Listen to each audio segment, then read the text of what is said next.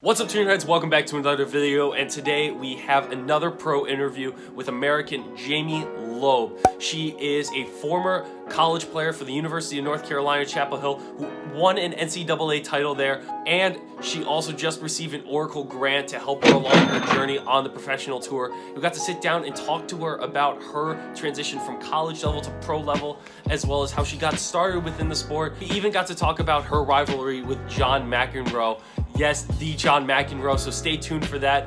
The full interview that you can listen to is down below in the description on our Spotify, so if you want to go listen to the full thing, this is where I started recording during our interview, and it's a 20-minute interview. I hope you guys enjoy. Make sure, if you are new to the channel, make sure to leave a big like on this video, as well as making sure you're subscribed to Tweener Head Tennis. So let's just get straight into the interview. Enjoy, guys. And you got into tennis at what age? When I was 3, so I'm the youngest of 4. I was older brother.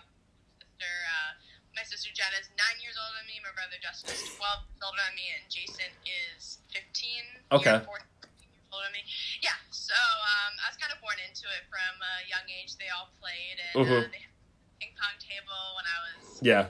I couldn't even walk, so I had Justin prop me up and hold me, and Jason would just feed me little ping pong balls, and start the training process at that age. And that's kind of how you got into it, right? Because your sister played at Wake Forest, and your sister kind of helped you get recruited to North Carolina. So was that like the turning point for you to say, I want to be competitive for the rest of my life? Yeah. There was obviously no competition between all 4 of us, or maybe, not even with them 3, because, 2 boys and a girl, but, Justin didn't really want to pursue it, and, Jason college, Jenna played for college. But yeah, I think, that having them and their experience helps, me a little bit, and I didn't know when I really wanted to, be professional. I think mid-teenager, I think kids these days, they have, they have these goals from such an early age, and they know, but, I played predominantly, I played all the U.S., every national, sectional, regional tournament there was. So I didn't really have exposure to traveling. So, but nowadays I feel like kids travel so much more, and they kind of know, what pathway they want to take. Yeah. So I'm gonna pause right there to make sure I'm doing something right. I am good. And I wanted to know. I asked Daniel Collins this at the Charleston Open in South Carolina, but between doing ITF tournaments and USTA tournaments, you kind of did a little bit of both. Is there a way to distinguish whether or not you should do one over the other?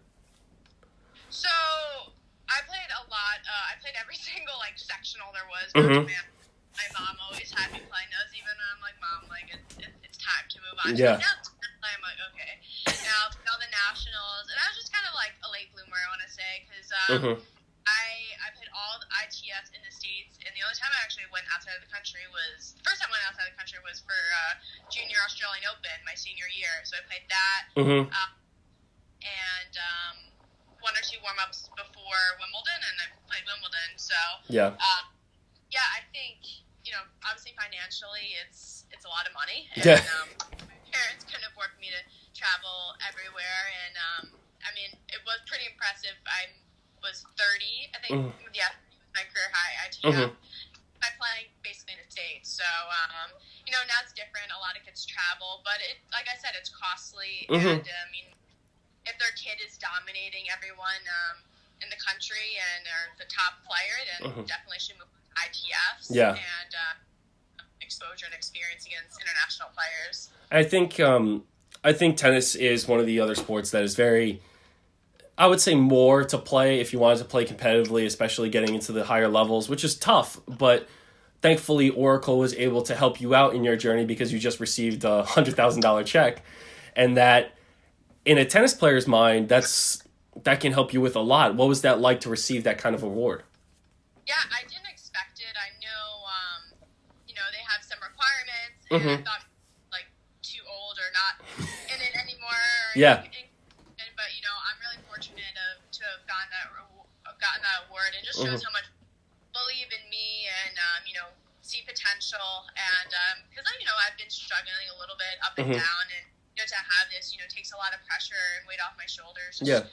And, can focus on playing and, not so much the finances, because it's tough. And unless you're top 50, yeah. You're not making anything. I mean, you're breaking even at best. So,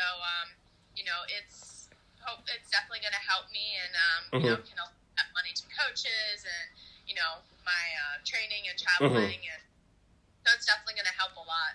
What's the one thing you can't, hold on, I'm just making sure I'm double checking everything at this point. What's the one thing you can't travel with on tour? I mean, I want to say my phone. I would absolutely lose my mind if I didn't have my phone. Really? Like super anxiety when you don't have it?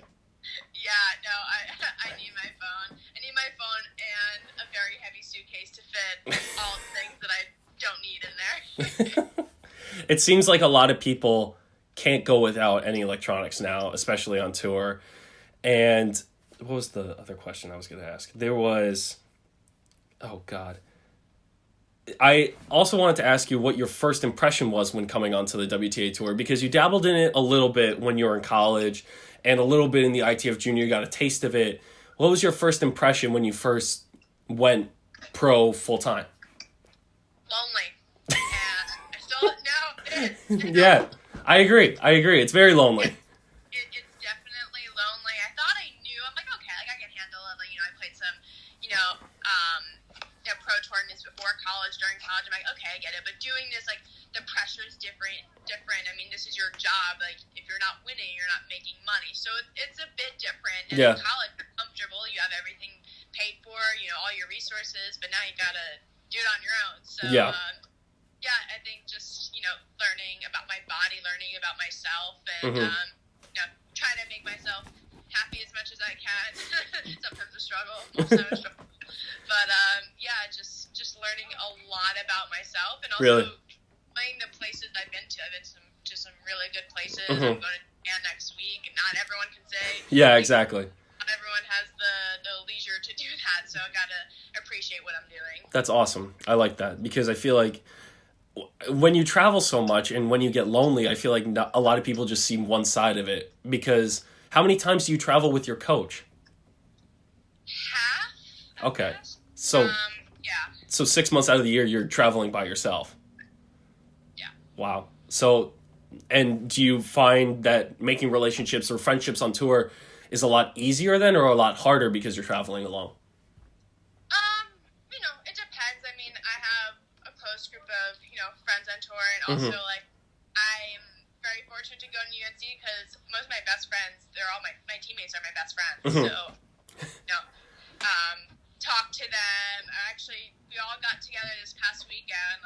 You guys picked out all of us were able to, meet in the same place, and it is really nice. And Carter, who's on tour as well, one of my best friends, and I get to see her from time to time, and we share our stories too. And it's just also nice having people that know what you're going through, and are there just to make you laugh or listen to your vents and breakdowns. But other than that, I always find people to travel with. Week. I mean, I know people going to Japan, so wow. I think it's just part of the journey. You just you meet people, and have you ever had a really bad traveling experience? Yes. Can you recall one of those times? Because I feel like as a traveler, you get a lot of them. Yes. Sorry. My mom was telling me. Perfect. Tell me another 3 times. And then, Jamie, your phone. Yep. There it is. I will give it one more time. Okay. Travel. Oh my God. I feel like I've had so many.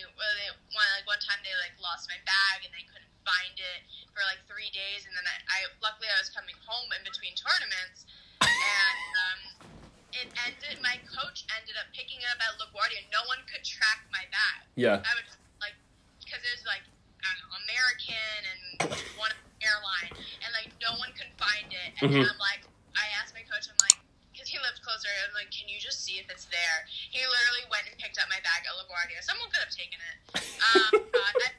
I sprinted throughout. Oh yeah, I sprinted in Montreal or Toronto, one of those two. I heard them calling my name, saying, like, last call, Jamie Loeb. Like, the customs line was so long. I was in tears. I thought I was going to miss my flight. Like, I also called up my coach, and I was like, I'm going to miss my flight. Like, I'm going to stay here overnight. I don't know what to do. And then I sprinted, got to the gate. I was out of breath. The flight attendant or gate attendant was like, oh, my God, is everything okay? Like, do I need to get you anything? I'm like, just let me know. Like, did I make this flight? And she said, yes. Did I make it? So there's been plenty of stressful moments. So, yeah. Definitely. I've had my first junior tournament I had in the ITF. My visa, I was living overseas, and I traveled to Uruguay for my first big ITF tournament. My visa expired the day I came in. Oh, God. And I didn't know. So when I got to the airport a week later after the tournament, I had to sit in the airport with everyone on the phone for 7 hours in an airport stuck. And I'm crying at this point. Like, I'm done. I'm like, I can't do this. I'm not doing this again. And then I'm like, all right, 3 weeks later, I'm on another plane. I'm good. It's just one of those things that I feel like not many people get to understand while traveling. Yeah. It's terrible. Have you ever had a weird fan experience? Weird fan experience. I've gotten some weird letters in the mail. And People mail you stuff? Yeah, they mail me stuff, but I find it strange to respond because I don't want them to have my home address. How do they have your home address? I don't know. It was sent to the WTA and then sent to my house, but then a couple times it's sent to my house. There's someone from Australia who I met when I played a challenger in Tasmania that I won. And he actually came to like all my matches there. And I won the tournament. I didn't have anyone with me, so I was like fist pumping to him, and like I like having And we've kept in touch. I saw him at Australian Open this year, and I think at French Open last year. And like he's harmless, like he's nice, and it's just nice. He'll send me like messages, like Good job. Yeah, no, but like just like it's gonna come, like I believe it. Like keep working, like or a tough loss, but you're gonna bounce back. Like just really like nice things, and it's kind of refreshing to hear that. That's nice. I feel like not many people get to have that opportunity to meet. I get a lot of hate, but the thing is, I get way more hate mail than fan mail. I'll tell you that. I'm not gonna lie. That was my next question because I feel like WTA and ATP players get a lot more hateful DMs than like pro basketball, pro football players, and I'm not necessarily sure why. Do you have like any reason to why they would hate you, or like why they're saying? Tennis is one of the most betted sports, Mm-hmm. or like you can bet by point, you can bet by like coin toss. Like there's so many things you can make money off of. Yeah. They get very upset when you lose or you don't make them any money. I'll get hate mail. I got hate mail once for winning a match. I was after the fact I was losing, and then I won the match, but they were like writing me stuff apparently when I was playing, and I saw it afterwards. The list goes on and on and on of the things I got. Like it's at one point you kind of have to just like laugh about it and like be like, wow, these people have no life. But there's some things that's tough. Like it's odd. And one guy messaged my sister once and was like, why did your sister lose? And I was like, what? So yeah, then when family gets involved, like it becomes personal, and you're like, I don't like leave my family out of this. DM me if you want to. Like that's tough. How do you just immediately do you read all of them, or do you just delete it? I read some of them. I try not to read all of them. Okay. Depends. Sometimes like I'll read it right after my matches and sobbing, and I just like sob even more. And then sometimes I'll read it later on, or like I find them randomly, and I'm like, oh, like remember that match? Hey, how's it going? I won. It's like that's wow. Okay, moving on. I think the next thing is, when do you feel most confident on the court? When I'm fully trusting myself and enjoying it. So many times I doubt myself, and I'm like the hardest critic. Like I'm very critical and hard on myself. So I kind of give myself some credit, and when I'm nice to myself, that gives me enjoyment, and I'm able to kind of gain momentum from that, especially in tournaments, getting through a couple tough matches early on. That normally gives me a lot of confidence, knowing, like, look, I can deal with that. Like, I may not be playing my best, but I got through it, and, look what I can accomplish when I'm not my best. Exactly. I like that. And the last one is, you touched on it a little bit before, but what was the worst piece of advice you have ever been given? So I think it's when I was deciding to go to colleges, I was kind of secretive about that. I didn't really, I didn't really know where I wanted to go. I was like undecisive, kind of. Yeah, I'm like, do I want to go pro or not? But when I verbally committed to UNC, John McEnroe found out. I trained at the McEnroe Academy. Practice against him. We would, always have some battles. And, and the thing, what sticks out to me, he goes, why didn't you go to Stanford? And I was like, I didn't want to go to West Coast. Great. Yeah, I'm like, I didn't want to go there. So when they won the national championship, the girls in 2012, I got a voicemail from him saying, "Oh, Jamie, when you have a chance, can you please call me back and let me know who won the NCAA championship for women?" And so I was like, just to rub it in. Yeah, I'm like, all right, so I know how this goes. Okay. And then my freshman year, I clinched the match against Stanford for us to beat them for the first time and go to the finals. Mm-hmm. And it was, one of the most memorable matches ever. And I called him later that day, or that night, finished, and I was like, "Hey, John, it's Jamie. Just give me a call back when you have a chance. Like, who beat Stanford today? And, who's going to be playing for the national championship tomorrow? Just give me a call back when you have a chance." Let me know when you're ready to accept it. Yeah. And you still have that voicemail, right? Oh, I have that voicemail. I'm very competitive, as you see. So if we ever get to talk in person, I would love to listen to that. Oh, just 100%. yes. I'll be forever on my phone. Yes. Well, thank you so much, Jamie. I really appreciate doing this interview. I'll leave a social for all her socials in the link in the description below. So thank you again, Jamie.